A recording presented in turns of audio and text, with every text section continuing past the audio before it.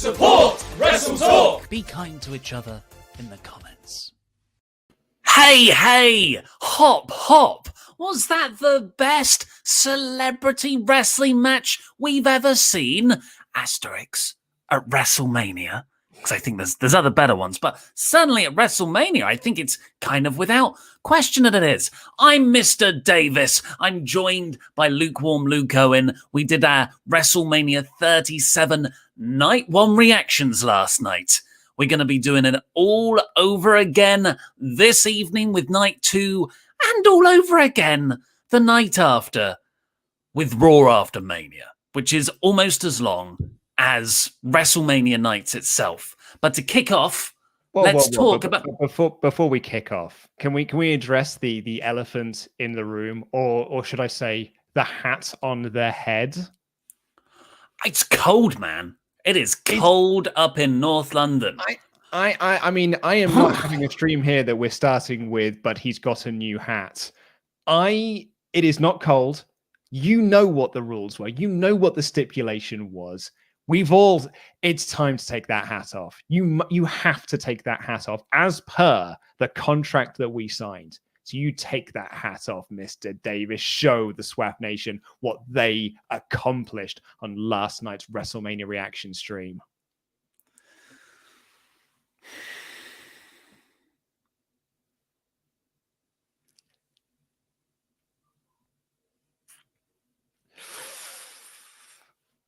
There it is, everyone. There it is. Take it off. Take it off. There it is. Well done, SWAF Nation. We raised over £13,000 for Calm yesterday, a mental health organization. An astounding figure. Thank you all so much for all of your generous donations throughout the night of WrestleMania. You led to Mr. Davis shaving that stripped down the middle of his hair, making him look like Dr. Wily from Mega Man, Heihachi from Tekken, Doc Brown from Back to the Future, Mr. Burns from The Simpsons, you name it, he looks like it. Thank you all so much. We could not have done it without you. Maybe I underestimated the SWAF Nation. I thought £10,000 by the end of night 2. No way they're ever going to get close. Well, I'll take the L on that one. You did. And this is what you created. But you ain't going to get these. These the brows. 2 expressive eyebrows. These meaty slugs on my face. The givers of expression, the window panes to the windows of my dark, evil soul. You're not going to get to 20,000. You can't get to 20,000, SWAF Nation, by the end of tonight. These eyebrows are staying intact. JustGiving.com/fundraising/WrestleJamia. You won't donate over there. There's a link in the video description below, along with a link to Beer 52. Go to beer52.com/WrestleTalk to get your free case of 8 free craft beers, UK viewers only. Mwah. You helped me through a dark period last night. We'll be tucking into these on the live reactions later. Go and order yours because it's free beer. That's what we give you guys. Free beer. Link in the video description, and it's the pinned comment. Give it a little click. So let's talk about this Bad Bunny match. What happened? They took on him and Damian Priest took on The Miz and John Morrison after a lengthy 10 minutes, which saw a load of people dressed as bunnies come down to the ring, which was just a prelude to a video package, which was a prelude to like the full music video of Miz and Morrison's Hop Hop Hey Hey whatever the hell. And then Miz and Morrison come out. Then Damian Priest gets a teeny tiny entrance. He comes out. And then Bad Bunny, look at me. I've caught a truck. I'm going to ride a truck into the WrestleMania stadium. And he debuts like that. And crazily, he worked the bulk of a 15-minute tag match. This is not how celebrity matches go. They stand on the safety of the apron. The trained wrestler does all the 10 minutes of work. They get worked over. They get the heat. They make the hot tag to the celebrity who just has to chuck a few clotheslines, hit a splash for the win. Admirably, not for Bad Bunny, who really did everything selling, worked over for 10 minutes, and a freaking Canadian destroyer on the outside to John Morrison. Got John Morrison up for a Falcon Arrow as well. Yeah, this was so much better than it had any right to be. Like, I think we sort of figured it would be fun because it's a celebrity match and they can often be very fun. We've seen some very fun celebrity matches in the past. So, but like the build has been a bit, it kind of was okay for a bit and then got stopped because they had Miz be WWE champion and sort of stopped the feud for a little bit and then just reignited the feud and pretended Miz as WWE champion never actually happened. And so like it's been a bit sort of messy, and then it was a singles match because Miz and Morrison and Priest weren't cleared to wrestle. Then they were, so they made it a tag match. But like a lot of this WrestleMania card, the build may not have been good, but the match itself was so good. And this was, I was blown away by how much I enjoyed this match, taking away the extended long heat segments.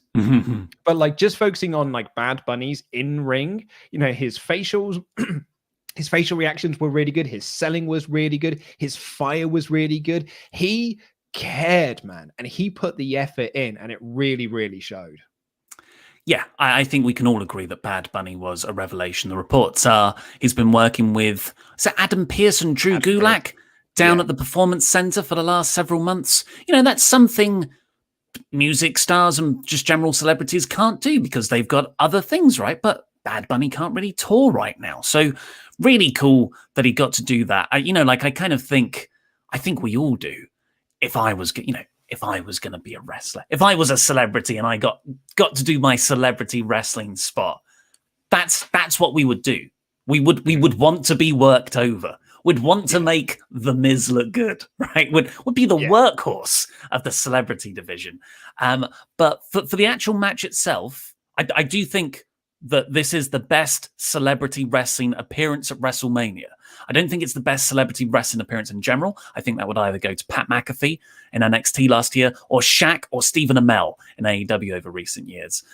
The match itself, I thought was massively overdone for the intros. That really, really lost me, especially when not a single person dressed up in a bunny outfit was a trap. Yeah, we thought that like, oh, that one's a bit tall. That's got to be Damian Priest. That one's really struggling to keep his hat on. That's probably Bad Bunny. And like, because otherwise it's just a really indulgent Miz and Morrison entrance. And did we really need an indulgent Miz and Morrison entrance in all of this? Considering that Damian Priest just got his regular entrance. And the star of the match, Bad Bunny, was getting the big elaborate entrance. So I don't think like Miz and Morrison needed one as well. Like this went on probably longer than the heat segment of the actual match. And the heat segment of the match went on a bit too long. It's probably tied. So this was the third longest match out of the 7 on the card. You know, a celebrity match doesn't need to go that long. 15 minutes overall. 10 minutes of that was Bunny getting worked over. And he did that very well. But I thought, that could just be 3 or 4 or 5 minutes. Cut 5 minutes off, like a third off of this match. Plus, I think we're all quite optimistic when this started. Oh, I don't really know who Bad Bunny is, but hey, they're behind Damian Priest. This is good for him. I've heard the reports. People are high on him. Backstage. And I feel like he's just sort of an afterthought to all of this. Yeah, even though he was the one that got the hot tag, like all of the spots went to Bad Bunny. Like Miz and Morrison's biggest sell jobs were for Bad Bunny. Bad Bunny was the one that got the big truck entrance. Bad Bunny was the one that got the win. He was the one that's like all of the memorable spots in this match came from the celebrity and not from the wrestler itself. I hope that like Priest does get something off the back of this. This match did not feel like we have created a new mid-card star, right? Like it didn't feel like we have really elevated someone in this. But, that's not to take away from anything that he did in the match. It's just that what he did was not particularly memorable. Like even the Falcon Arrow spot is sort of overshadowed because Bad Bunny did it at the same time. And like no one's talking about, him hitting... Did he even hit his finish? Did he even hit the lights? Like, I think because everyone's talking about Bad Bunny doing the Canadian Destroyer, the Puerto Rican Destroyer on the outside. So, it wasn't a massive success in that. The other thing I wanted to say about this match before we get into the Hyperchats, I want to put over The Miz in all of this, because we rag on The Miz a lot. You know, quite rightly so. He's not a WWE champion. He didn't deserve it. He's not a serious WWE champion that a lot of people thought that he would be. But you know what he's amazing at? Selling for celebrities and making someone look brilliant. Like him and Morrison sold their asses off to make Bad Bunny look great, and it totally worked, and it actually made the Bad Bunny offense look so much more credible. So yeah, like absolute praise going to The Miz there.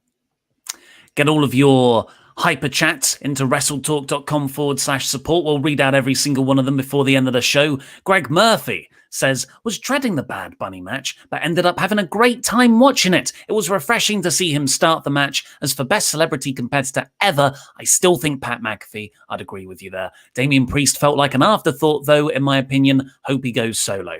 It's Raw after Mania tomorrow. I'm sure we'll get a sense of his direction from that. Greg Murphy again. Mania was a really fun show. Loved Rollins and Cesaro. Loved the Bobby win. But I can't believe all the praise for Banks Belair this morning on Twitter.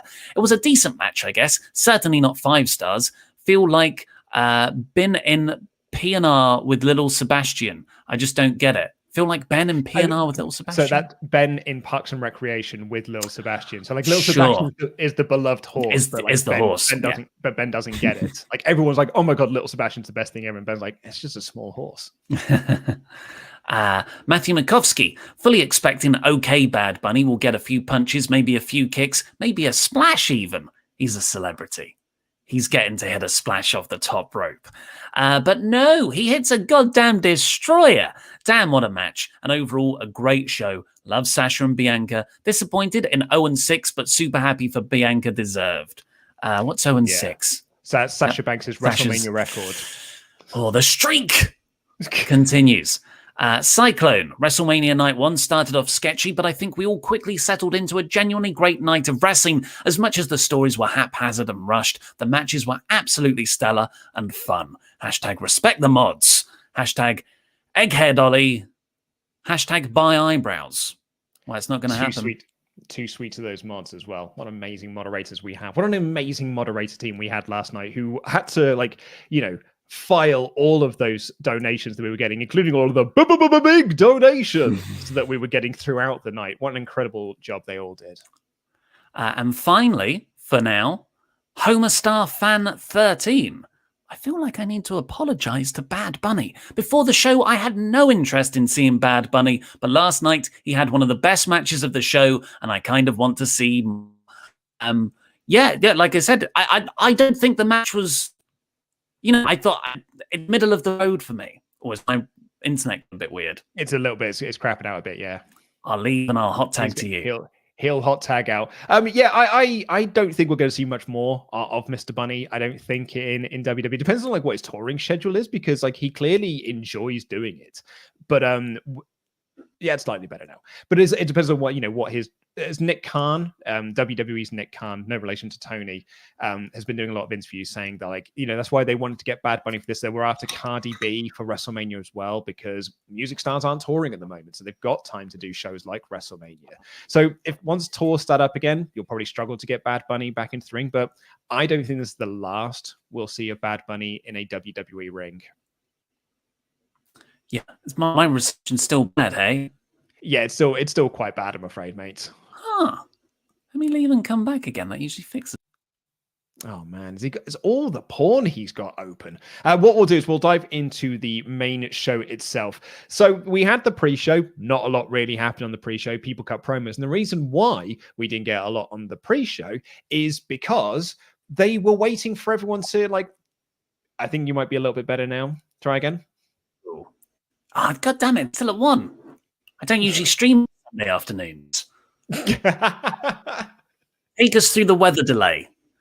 Okay, yeah. So what we were waiting for was the actual show to start, because what they wanted was for all of the wrestlers to be on stage together and for Mr. McMahon to be out there, Vince McMahon to be out on the stage, and welcome everyone back to WrestleMania. It's so lovely to have you fans back here in the building. And he gave the big thing. I know you sort of had a bit of an issue with all the baby faces and heels, standing together, and Alexa Bliss was there. And it just felt weird that Alexa Bliss was there. You know what I mean? It's like, we've had a lot of mailbag questions in recently. I say a lot. We've had a couple of mailbag questions in recently about kayfabe. And a lot of people saying like, well, the reason why wrestling fans don't enjoy storylines is because no one buys into kayfabe anymore. And that's a wrestling fan's problem. But like this WrestleMania show, kind of like there was 2 moments in this where like WWE themselves don't care about kayfabe. What they care about is just putting on a show for your entertainment, because they don't make wrestling shows. They make movies. And the movie stars came out onto the stage to drop their characters for a moment and welcome everyone back. Yeah. And, you know, that's nice and sweet. And it was a nice moment. But I wouldn't have missed it if it wasn't there. And we'll come on to the other one later on in the show. Just before we get on with the full play-by-play, we'll talk a bit more about the weather. But beer52.com/WrestleTalk. UK viewers, you can get yourselves a free case of 8 craft beers. Go over to beer52.com/WrestleTalk. It's delicious. We'll be drinking those throughout the stream later, our live reactions for night 2. Also, if you haven't already, subscribe to the WrestleTalk Podcast channel. This is where all of our reviews are going to be, our podcast reviews, and we are very close to 44,000. Yeah, like 20 away. Yeah, we are. Yeah, in fact, actually, it's 11 away from hitting 44,000. And when we hit 50,000, we're going to do a marathon stream watching the Attitude Era WrestleManias back to back. So that is 14 through 17, back to back. It's going to be like a 10, 11 hour stream. Not everyone's going to be on it all the time. I will be, though. I'll be there for all 11 hours. So if you like me, then help us get to the 50,000. And then we'll all watch Attitude Era WrestleManias together. But the one thing you absolutely shouldn't do is donate to justgiving.com/fundraising/WrestleJamia. Because if we hit 20,000, I will shave my eyebrows. But that's not going to happen. They're sticking there. So, WrestleMania last night, we had the pre-show. It was pretty rainy. It was wet out there. And then we're all like, oh, is it going to be okay? Apparently, the forecast for the exact same time tonight, exactly the same. It's like 50% chance of storms, but there's 50% chance. Has it died down a bit, actually? Because the last I've seen, it's gone down. Yeah, because yesterday it was like a 90% chance for tonight, but I'm glad that it's gone down a little bit. We may end up being delayed again tonight, but there were reports before the pre-show had even started that fans were being told to evacuate their seats and go into a safe space, because there's a lot of metal bits around, like a giant stage, the big surround over the ring that are essentially lightning conductors. And there were genuine sort of worries and stuff. And so then the pre-show started and they were just like, oh, it's a bit rainy, isn't it? Yuck, yuck, yuck. But everyone's allowed back in. Vince McMahon came out on stage. They had the last Sing America the Beautiful. They showed the video package, and then they cut to Michael Cole, Samoa Joe, and Byron Saxton. And you're seeing fans being ushered away again. And there was this big sinking of uh-oh, oh dear, we're going to be delayed, aren't we? And then Michael Cole was just like, WrestleMania is currently delayed. We're postponing until the weather calms down. And then it was 40 minutes before WrestleMania actually got underway. Unprecedented. And like Adam said it on the stream, stunning. This has never happened before. For considering all those open top WrestleManias. And yeah, I can't believe it. A year after the pandemic disrupted the first WrestleMania 36, now we get this. But there was a genuine concern there wouldn't be a WrestleMania, or maybe we'd get a couple of matches, because they had a hard out time at midnight. So they had an hour leeway, and they ended up using, just shy of 20 minutes of that in the end. But yet what this created, though, was improvisation, spontaneity, where they had to fill for time. And rather than cut back to the pre-show panel of Kayla Braxton, Caruso not alert, JBL, Peter Rosenberg, they let the pro wrestlers cut unscripted promos, and by God were they good. Yeah, they were great. So good. Because this is wrestlers being wrestlers. This shows that the wrestlers understand their characters. They understand their feuds, and they know how to get a match over. And it was so refreshing to just see wrestlers go out there and cut promos, not in a talking smack way where it's like, or like a Raw talk where it's like, well, I think this is canon, but I'm not 100% sure. But like there were actually canons behind them, so you knew that it was canon. And like it was genuinely lovely seeing Drew and Bobby cut unscripted promos, Seth Rollins cutting an unscripted promo, Kevin Owens cutting an unscripted promo. It makes you hate the writers even more and hate this edict in WWE that now you have got to read every word that we have written down for you, no matter how dumb it sounds, because man alive, they have got some talent there that can talk, and one of them is not Shane McMahon, who was the first promo that they sent out there. Get out there, son, save the day. Yeah, I mean, this to me, this is what the pre-show should be. I don't want the panel. I don't want a rubbish throwaway match that means nothing. Give me wrestlers cutting promos on each other, nearly getting into fisticuffs with Drew and Bobby. You know, that was impromptu, spontaneous, just fighting and beef. I really, really liked it because WWE does not feel organic a lot of the time. This really was something. Then weirdly, it cuts to where the commentary team were. They're not at their desk anymore. It's Michael Cole and Samoa Joe in ponchos, like standing to the side of the ring. And it's like, oh my God. Yeah. Is WrestleMania doomed? But after 35 minutes, people started to come in. Adam described them as looking like a couple of nans who are at a bus stop on a rainy day waiting for the number 37. Like it was rough going for a bit. But thankfully it did pass after 35 minutes. We got our co-hosts to come out and introduce the start of WrestleMania. I forgot it was a thing. It was never brought up again afterwards. I don't know if we'll see them on night 2. Titus O'Neil and Hulk Hogan. Hulk Hogan got booed. Yeah, they did announce that Hogan would be again co-hosting night 2 of WrestleMania when they were running down the card later on. So yeah, we will get Titus and Hogan opening up the show again. But crucially, and I love you wrestling fans. I love you all wrestling fans. You didn't just give them the nostalgia pop that WWE wanted you to give. You booed Hulk Hogan, and you could hear it, and it came across on TV. And apparently, they were toning it down for the TV broadcast. In the building, it was like really bad. Wow. Like WWE must have thought, yeah, but it's the first bit in front of fans. Exactly. We could parade the world's most hated family out there, and they'll get cheered. But no. Hulk Hogan still got the boo. Even though he was standing next to Titus O'Neil, who was from Tampa. People were well into Titus in all of this. Absolutely, fair play to people are so into Titus cutting a promo.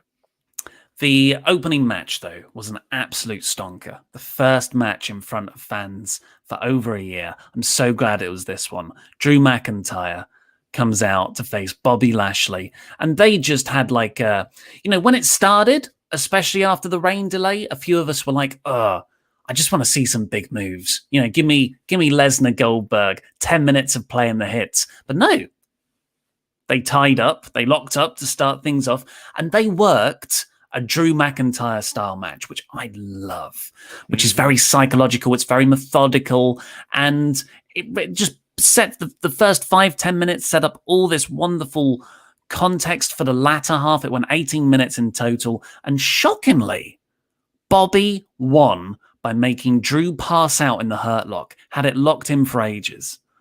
Yeah, I did not expect Bobby to win this. We all felt, and we all got worked here, that the whole reason to put the belt onto Bobby was to give Drew his big win at WrestleMania that he didn't get last year. And it all sort of made sense on paper. But they went with what was hot, which was Bobby Lashley, even though they've done their best to try and cool him off over the last couple of weeks by breaking up the Hurt business and sticking him with Baron Smeggin Corbin.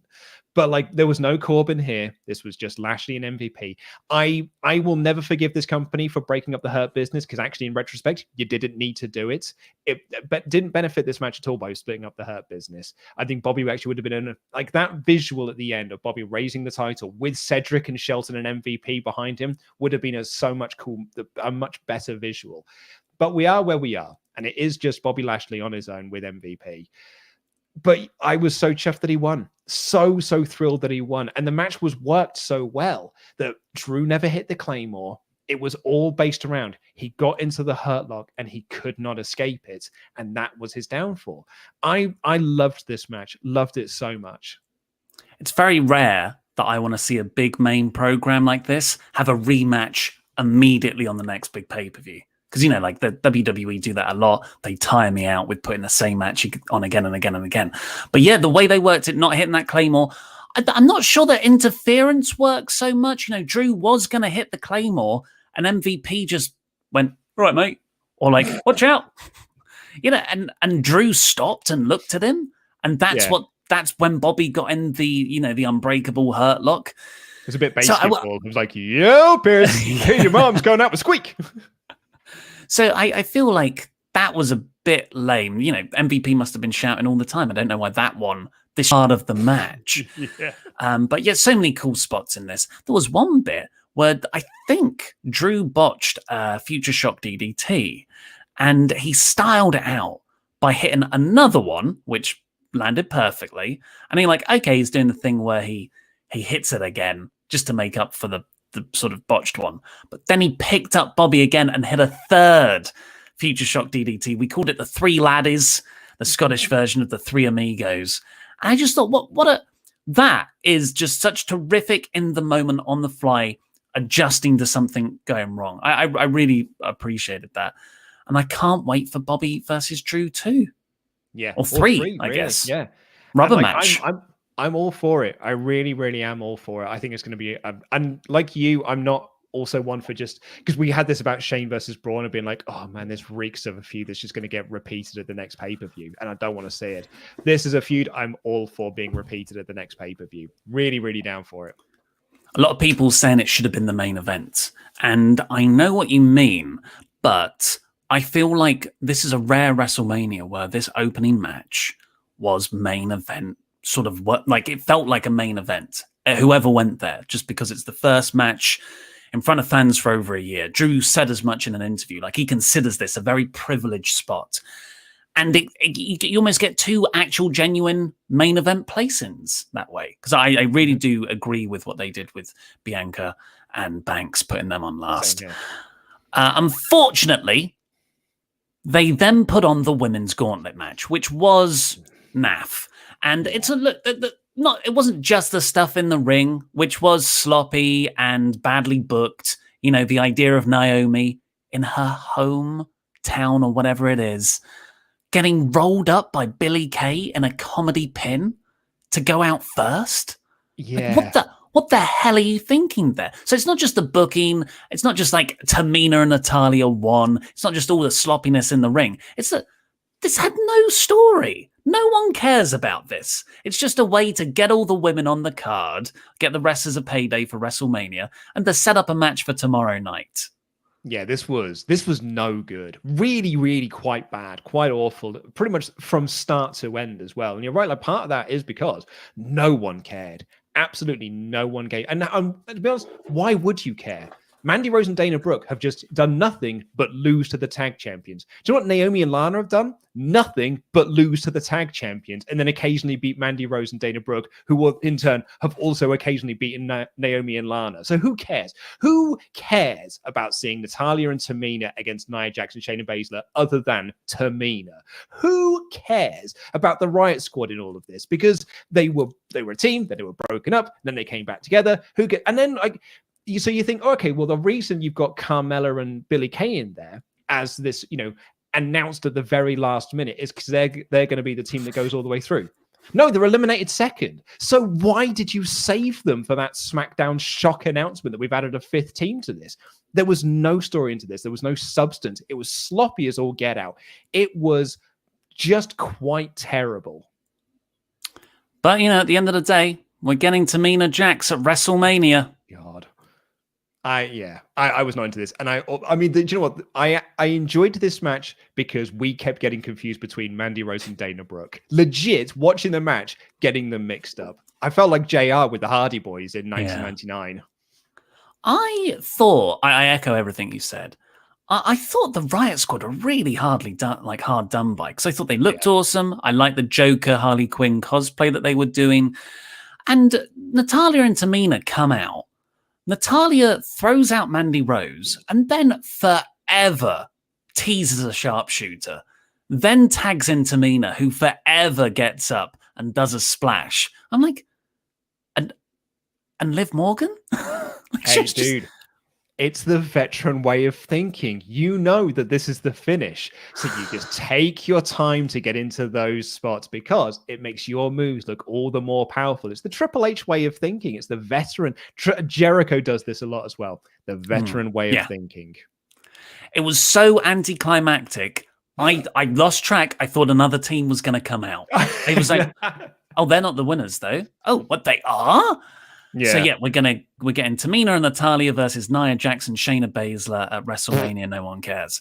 However, right after that, and that was the only dud on the show, because after that we had Cesaro versus Seth Rollins, an absolute beauty of a match. A lot of people say it's their favorite match of the night, and I cannot argue with that. You know, it's between this, Banks Belair, and Drew Bobby for me. For me, it's Drew Bobby. But yeah, just Cesaro. The transitions between the moves here were otherworldly. Yeah, your internet is just breaking up ever so slightly, but we will power through. I mean, let's not beat around the bush here. We got Tyler Black versus Claudio Castagnoli in a singles match at WrestleMania. And they didn't just go out there and they didn't do a WWE match. They went out there and did a Ring of Honor match, and it ruled. And you put it so wonderfully in your review, which was like, be still, my late noughties ROH loving hearts. Because that's what this was. This was like a love letter to like to old ROH fans who were just like, yeah, this is why I got really into pro wrestling when WWE was so bad. I had to go and look for alternatives. And now they're here on the big stage doing a great match. This is Cesaro's first singles match at WrestleMania. He more than delivered, and he got the win. And I was so beyond thrilled for him that I hope that this leads to something, right? I hope that this actually gives him some momentum for something. And, you know, we're not here next year being like, it's a shame that Cesaro's in the Battle Royal again. Well, maybe he should ask Kofi Kingston, who's in our next match, taking the loss. Yeah, fair New point. Day versus AJ. It's on you. If you get excited for a Cesaro push, that's on you, man. Oh, I know. And I've been burned so many times by this company for a Cesaro push. But for whatever it is, I'm just like, no, but this is the one though, isn't it? This is the time, because it was such a good match with Rollins. Andre the Giant Memorial Battle Royal winner was teamed with Paul Heyman. But this win, this will be the one that really makes Vince take notice, I'm sure. Yeah. Oh no, my internet bad again. I'll take over for just a second, but yeah, just to finish off there, Seth Rollins versus Cesaro, an A+ match. A lot of people saying it's their match of the night. I can't argue with it. I think that was a really, really great match. But this next match was the one that I was so excited for, because it's Kofi Kingston and Xavier Woods versus AJ Styles and Omos in a match that was going to be so purposely built to protect Omos on the outside and let AJ, Kofi, and Xavier do all of the hard work in ring. And then Omos can just get in and do his big power spots. And they did this to absolute perfection. I think that they executed this match so wonderfully. Hey, with the exception of I think my only criticism about this, and we said this in the live reactions last night, it was weird that the heel AJ Styles was the baby face in peril in this match, while the baby faces, Kofi and Xavier, worked him over like heels.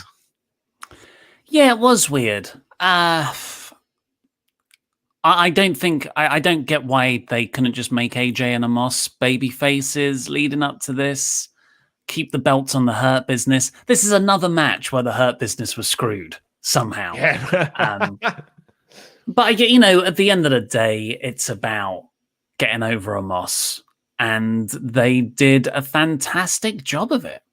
He looked really cool. Yeah. He's got a real nice way of carrying himself. Like, he looks cool in his facial expressions and his composure. I'm very excited to see how they book him going forward. Have you spoken about the vest? I have not spoken about the vest yet. No, I was going to get to that in a moment. Yeah, so I was concerned early on because, he came out looking like he was wearing the polo neck thing after the terrible pink polo neck sweater that he was wearing on the other Raw. And he takes it off and he's just got like a vest version underneath. And usually when people wear the big guys who wear vests, that's because Vince McMahon has told them, well, I don't like the look of your stomach. You cover it up.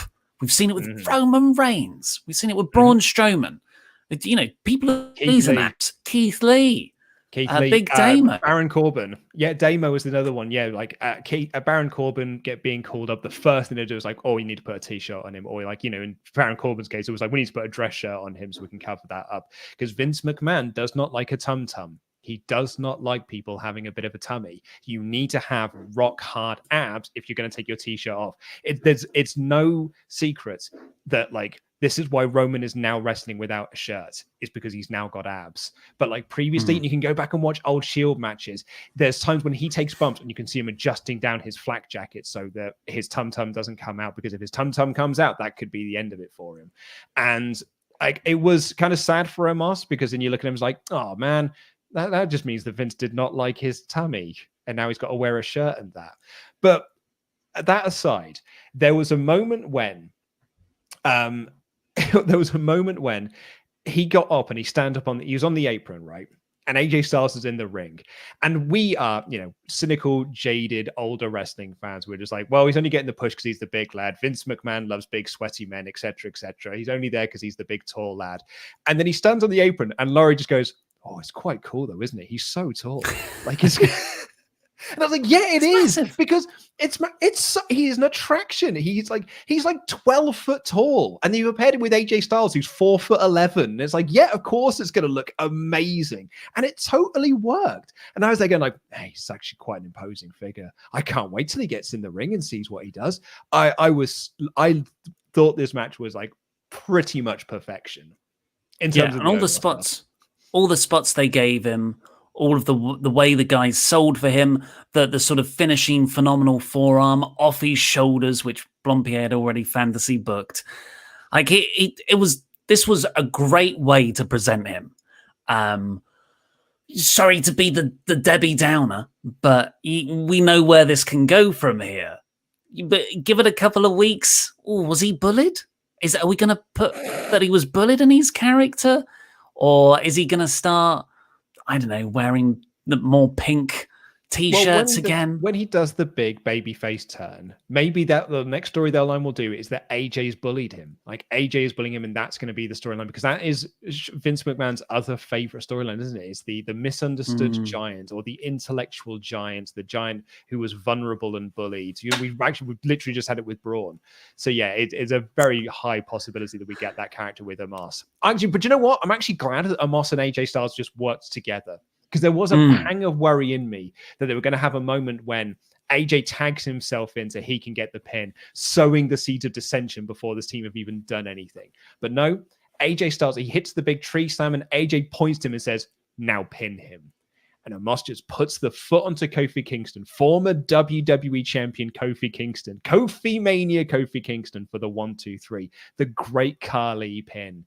They are giving him the big, big push here. After that, we got a WWE 2K22 trailer. It hits different. It might work this time. I mean, it looks the same. Yeah. I mean, to be honest, I couldn't care less. McMahon versus Braun Strowman, which actually I put in my notes as McMahon versus Shane McMahon. I mean, you're X7 all over again. So yeah, this was like, speaking of things that we weren't particularly interested in, Shane versus Braun is a match that I've hated the build for. I've hated Shane's character because it's so inconsistent. I don't know if Shane is scared of Braun or he wants to fight him, because he does both. And he seems to think that's okay. He's acting like he's still 20 years old. He's nearly 50. He can go toe-to-toe with wrestlers. He can't, though. And it just looks... His offense is crap, but he takes crazy bumps. And that, at the end of the day, is all that he's out there to do. Wear sneakers and take bumps. And he did both of those things here. And Yeah. so I guess if your two criteria are wear shoes and take bumps, he did those two things well. That could be his new Christian Cage style T-shirt. Out where shoes take bumps, everyone. Yeah. This wasn't as bad as I was expecting. I thought it had a really innovative spot in there where Shane had won. He climbed out over the top of the cage, but he was the cocky, arrogant heel throughout. He reached his arm through the cage and waved at Braun. Braun grabbed the hand. And not only did he do that, he ripped the mesh off the framework of the cage wall and pulled Shane back in. Never seen that. I thought that was fantastic. But overall, I was quite bored throughout this match. I'm not into Shane. Braun is what he is now, unfortunately. The Elias Riker interference, it's a steel cage match. And I did not like the bump that Shane took off the top of the cage. A flip bump from that height. Now, I've already forgotten about it, is the thing. I remember the mesh, the ripping off of the mesh. Yeah, and like that bump is a horrible bump to take. Like that is like a Mick Foley level of bump where Foley was like, "Oh, I wish I hadn't taken that bump." The interviews that he does, where it's like those sort of bumps took years off my life, and now I'm not walking better because of it. It was not a fun bump to watch. It was actually quite awful. There was no table there to break his fall. He literally just fell. And it looked like it absolutely sucked. And then Braun picked him up and hit a power slam onto that back as well. It's like, oh my God, leave him alone. The man's already dead. But I thought the mesh ripping spot was actually quite inventive. I could have done without the Riker Elias stuff because their relationship also sucks and makes no sense. But it was what it was. I enjoyed it more than the tag team turmoil match. Yeah, and I enjoyed it more than the build would have had me believe. But there were no titles on the line here, but we did have a bit of title news coming out of it because this was the match where Fakador retained his Jan Vat championship in the predictions war against Andy Datson. Andy, of course, had won the Women's Royal Rumble back in January, which sets up, I think, the match, the dream match we were all kind of hoping for. Fakador versus Blompier. Yeah, right. partsFUNknown implodes. And that feels like the big time matchup. So yeah, we are getting that tonight on WrestleMania Night 2 reactions here on the WrestleTalk Podcast channel. It is Laurie Blake, our longest running Jam That champion, the predictions king, going up against the man who last year on Night 2 had a flawless card in Adam Blompier, a man who thinks he is going to be the Jam That champion forever when he wins. But we will see. I'm really looking forward to Blake versus Blompier. I think it's going to be a really, really fun matchup. And actually, we were kind of joking about how I wasn't really into Shane versus Braun. The actual Andy versus Laurie implications of it really put me, actually really got me invested in the finish of the match. So thank you, WrestleTalk, for making me invested in Shane versus Braun. Just to run down the rest of our WrestleJamia Night 2 card ahead of the main event of WrestleMania Night 1. Of course, my eyebrows are now also on the line if we hit 20,000 by the end of the night. And we are going to have... Sorry, I've got a graphic for that. 1 second. Nice. What's next for Ollie Davis at WrestleJamia? So yeah, that is, tune in for that. But also run down the other one, please. Also, we have... Speaking of what's next, or rather, who's next? Who's going to face the champion coming out of Night 2 at Back Jam or Money in the Jam or whatever it is? We are going to have a championship gauntlet match going on throughout the night where one of these 7 people here has the opportunity in a winner stays on match for every match of the show. The person who has done the correct prediction by the end becomes the number 1 contender. Yeah, so it is an elimination gauntlet as you would see in a WWE match. Yeah, and we'll have they will make their prediction. If they are right, winner stays on rules, and the next person enters. If they get a prediction wrong, they are eliminated, and the next person becomes the predictor. It's really quite simple. Whoever is winning by the end of the night is going to be the number one contender to the Gem, that champion. So running down that card, we have Chopper Pete Quinnell, Tempest the Wrestler, Louis Dangor, Andy Datson, former challenger contender, will also be in this, along with SP3 from True Heel Heat, Muscle Man Malcolm, and Stephanie Chase from Wrestling Daily, and a mystery entrance in the match. Who could the mystery entrant be? I've no idea. I don't know. What I do know is that the WrestleTalk podcast live reaction surprises always deliver. So yeah, I can't see it being I can't see it being a disappointment. That much I do know. I've heard it's Hall of Fame worthy. Yeah, I mean, yeah, they always are, though, aren't they? But this one, I think this one actually could be legit Hall of Fame worthy. After Miz and Morrison versus Priest and Bunny, which we've already covered, we had the main event of night one. So glad it was. I think it's a very important thing to have happened. Sasha Banks versus Bianca Belair.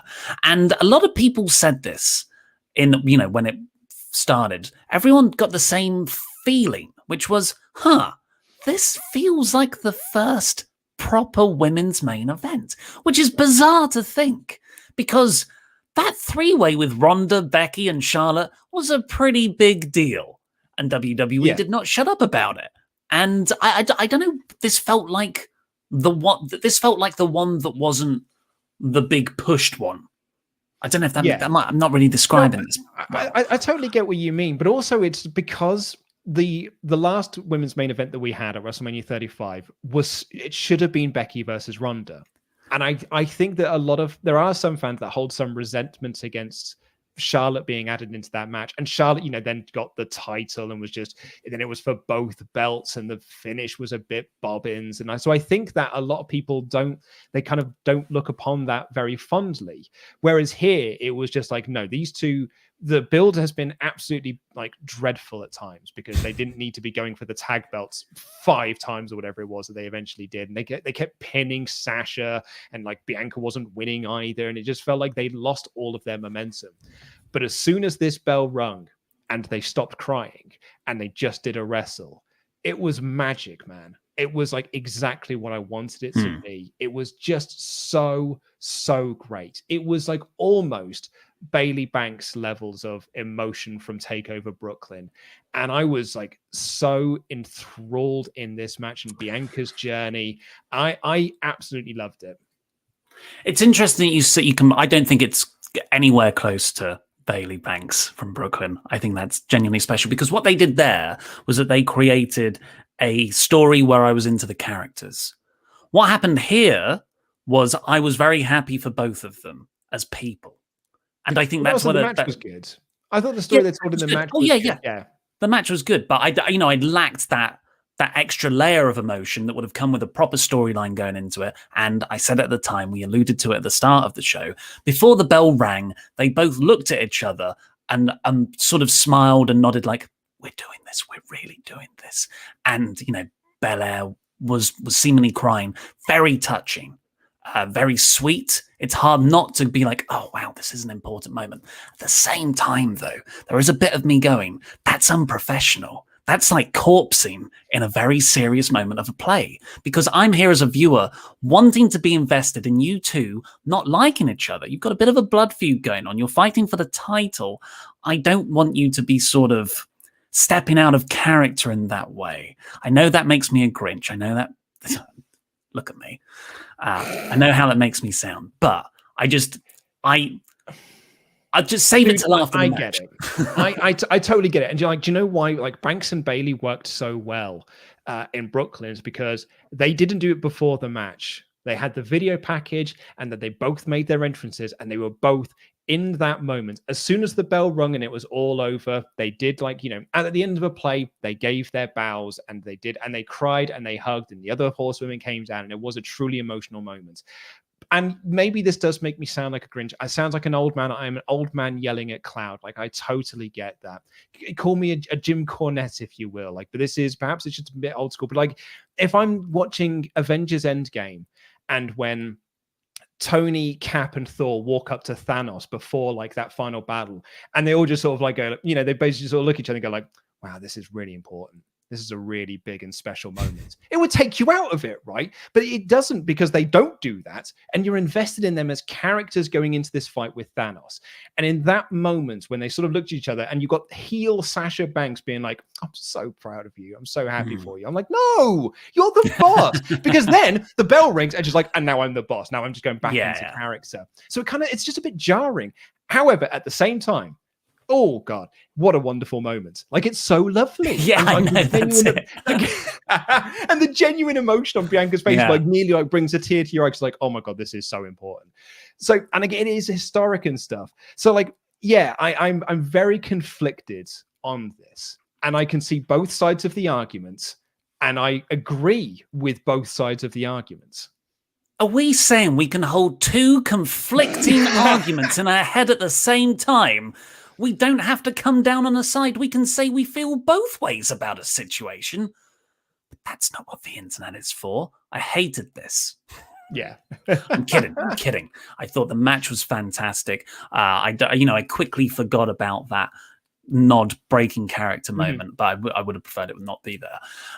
And they just had Banks was awesome. They had it was almost like, because they never met in NXT. But this, I feel like this is the match they would have had at a takeover. And I love that got to be the main event of WrestleMania. It feels like that sort of wrestling. It's not just, obviously it's very important for women. It's very important for African Americans. But it's also important for the style of wrestling that adults enjoy. Like, this was a smart, psychologically based, really impressive, modern wrestling main event. And you got this, good. Yeah, like just some of the spots. It was mostly based around making Belair look incredible, which she did flawlessly. She didn't get fatigued once, like I feared she would. I was like, you kept saying, he's like, guys, like Lesnar slipped on the shooting star. Remember Lesnar at WrestleMania 19 because he kept in his Pammers, then he was too tired at the end of it to do the shooting star press, and he slipped. And I'm like, Belair's a different beast, man. Belair, I'm certain, does not know what tired is. Like, she just keeps going. She's if it came out later on in life that Belair is actually a robot, I'd be like, oh, do you know what? This sort of makes sense. A lot of that adds up, because she doesn't, like a Terminator, she just does not stop. She is a freak athlete, and it's so incredible. Like, there's the spot that I think a lot of people will remember from this is Sasha does this dive, and we're all there going like, oh God, it's Sasha doing a dive. Let's all be a bit worried for it. Bianca catches her, rolls her over, picks her up above her head, and then just goes for a wander. And then she's just like press slamming above her head, walking up the steps, holds her for a moment, and then drops her in. And then later on in the match, just picks her up again and is just like parading her around the ring in this suplex, off the ropes, holding it for a second, doing a couple of squats, off the ropes, holding it. It was insane. And she didn't break a sweat. A once in a generation talent is Bianca Belair. It was just marvelous. Yeah, and we got, Sasha was doing some great heel boss work as sort of the undertone to all of that. And in the end, Bianca hit this sick braid ponytail whip, which Sasha showed afterwards, had a long cut, like a proper lashing down her side. You could really hear it crack. And KOD to win. And just like a wonderful, wonderful moment. The crowd just burst.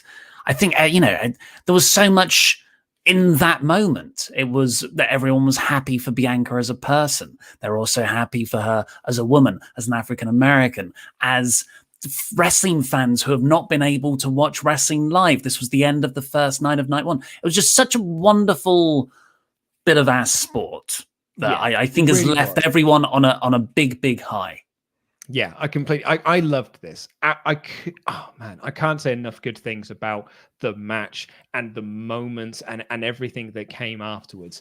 And like, there's been someone posted a video up on after the show had gone off the air and stuff, and Montez Ford comes out And like, he runs down to the ring. He slides into the ring so hard, like he makes Bianca jump because she didn't know that he was there. But he also catches his legs, like his knees on the apron, because he slides in so fast because he's so excited to like raise her hands. Chris Bay of Impact retweeted was like, he nearly Vinnie Mac'd himself, like getting into the ring. But he gets in there and he raises up her hands, and the emotion on Montez's face, like it was a genuinely powerful moment. And I'm beyond thrilled that we got to see it and we all got to watch it together because it was just magical. Overall, I gave this 4 out of 5 as a pay-per-view.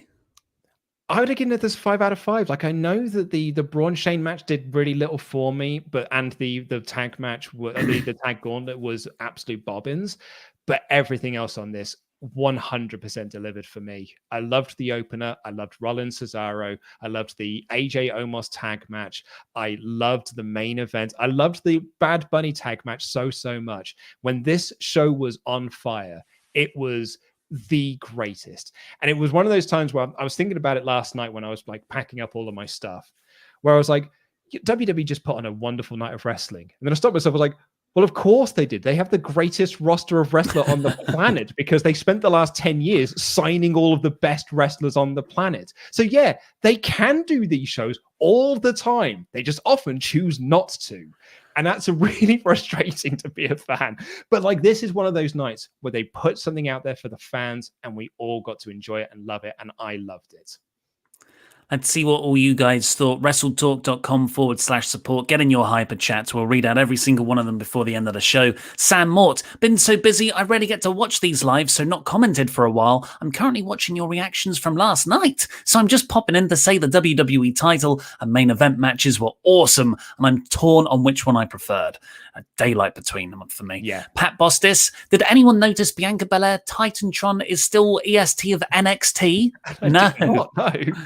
Sam Mort again. Love the story in the main event of Sasha constantly going for the hair and that being her downfall. The hair whip was brutal, and I love the idea of Belair just bringing that out in big matches.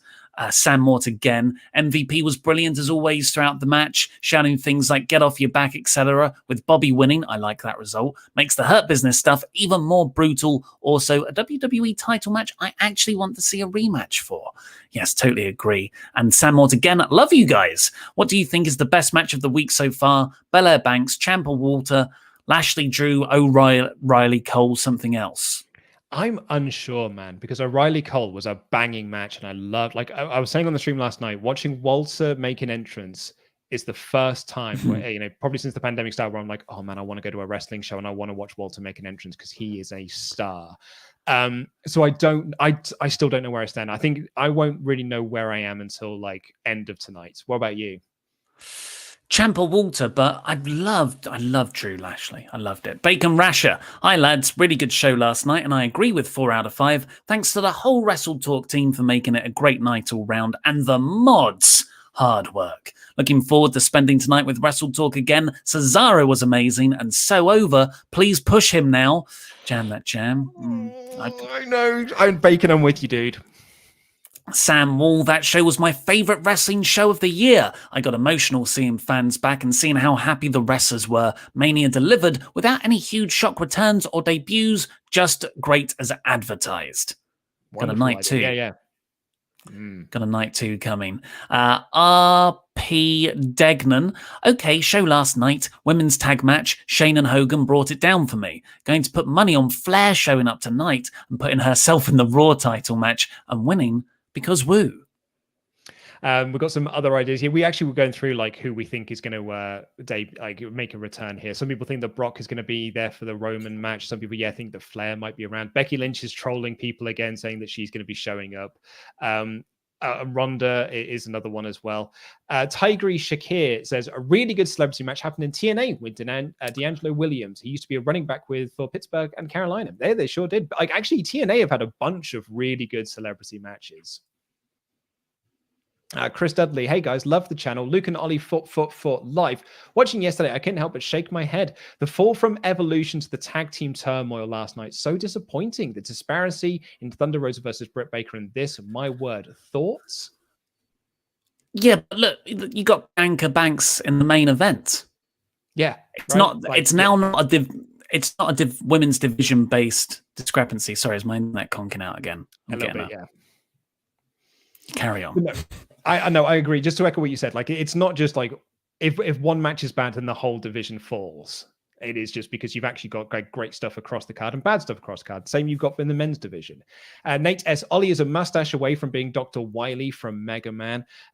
Gabriel Caruso, watched the WrestleMania review. Loved the Thunderdome joke, Ollie. Can you keep your hair like this? Maybe add some Road Warrior Hawk makeup to it. Well... Throat Chop says, how about a stretch goal, Mr. Davis, for Tiny Peen Frame? Keeps his current hairstyle, but dyes it a nice Pennywise red. Grief. Homostar fan said, it's the eyebrows. Homostar fan says, I know I might get a lot of hate for this, but I'm getting tired of all of these women matches making a big deal about history and just the history. I understand that it's important, but I wish they focused more on the story, like when Kofi won the belt. I don't think the history was shoved down our throats that much in this. No, I agree. Yeah, I would disagree with that, Homestar fan. And lastly, Christopher Marino. As for Bianca's emotions, let's not forget this was her first match on the main roster with a crowd, and it was WrestleMania. Christopher, I totally get that. But like Ollie said, it's like corpsing before you do a scene of a big play. Like if you are the lead of a Broadway show and you're about to do your big scene and you start crying because that means so much to you, a critic, a theater critic would look at that and be like, that's quite unprofessional. That's a really bad performance, because you need to sort of keep that in check, and then you can do the emotion afterwards when you're taking your bow. So but as again, I see both sides of the arguments. And actually, Bezo Banks has come in last minute here and said, best Mania event since Mania 31. This was my first Mania event with 2 former NXT stars. So that's another accomplishment. Sasha at ringside, sitting there smiling as Bianca is celebrating. Just so much how she cares about elevating the division goes. Yeah, like Bianca, like there's a video of her on the outside, like smiling and just like so happy. That's like perfect. And Zachary T. Robinson again. Is Mr. WrestleTalk making a surprise return during the Eliminated Gauntlet? He is not. It's not him. I can tell you that much. But that's all we've got time for. Go over to beer52.com/WrestleTalk to get your free case of 8 craft beers, UK viewers only. We'll be enjoying these delights later on. Oh, just had another one. T-Keys0082. It was refreshing to have my daughter see women who look like her main eventing. Totally. That's what it's all about. Mm-hmm. Also, other things to promote. Subscribe to the WrestleTalk Podcast channel. Have we passed 44,000? Oh, I'll just have a quick refresh. Do. My internet's a bit quicker than Davis's. We have 44,000 subscribers, and 31, in fact. So we are now just 6,000 away from hitting our 50,000 goal, where we're going to do a marathon stream of WrestleMania, Attitude Era WrestleManias, 14 through 17 back to back, like they were meant to be watched. Just had a few more come in. Eamon McDivitt, sorry. Hi guys, from County Donegal in Ireland. First Ultra Chat. Do you think you'll ever go to a WrestleMania as part of WrestleTalk? Yes. One day. I'll do that. Nate S. El Fagador has the longest running champion title streak and the board game club title streak. What a run for him. But will one end tonight? You're doing our job for us, Nate S. Eamon again. They've already said that. Let's just repeat it. Cool. So we've done Beer 52. We've done the subscribe. Yes. Join us tonight for WrestleMania Night 2 reactions, where we have got more of the points versus hair, because what's next for Ollie Davis? We have got the WrestleMania Championship Gauntlet match to crown a new #1 contender for our next pay-per-view and our main event. It is, no, that's the wrong graphic. Where's the new graphic? It is Laurie Blake defending the That Championship against Adam Blampied for the top title in this sport.